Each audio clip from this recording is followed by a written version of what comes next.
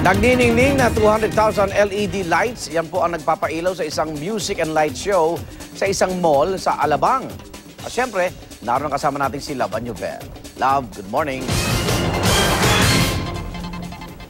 Maraming salamat, Igan. Good morning sa iyo. At ngayong umaga na makakausap natin ang nag-organisa at nag-set up ng mga kakaiba at beautiful musical light show na ito.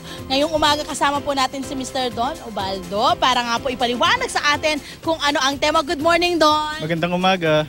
Sir Don, ano yung theme ng ating musical lights ngayong taon na to? Well, una sa lahat, ang Philinvest City ay hindi lang isang central business district, isa siyang komunidad. At alam naman natin na ang Pasko ay isang season of giving. Okay. So Philinvest City endeavored to give back to the community. So last year, sinimulan namin yung unang musical light show dito sa South. Okay. Gaano karaming mga lights ang ikinabit natin dito para talagang magningning itong riverbank ninyo? Meron tayong mga more than 190 bulbs, 190,000 bulbs dito sa River Park. At kayo ay open ng what time?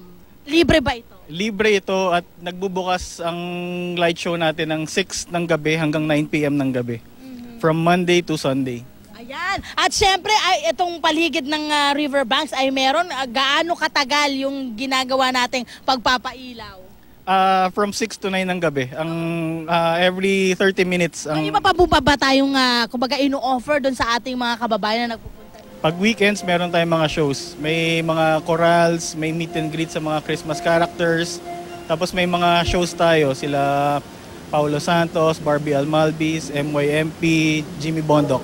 Every Sunday. Parang musical may musical lights, may pa-concert. Yes.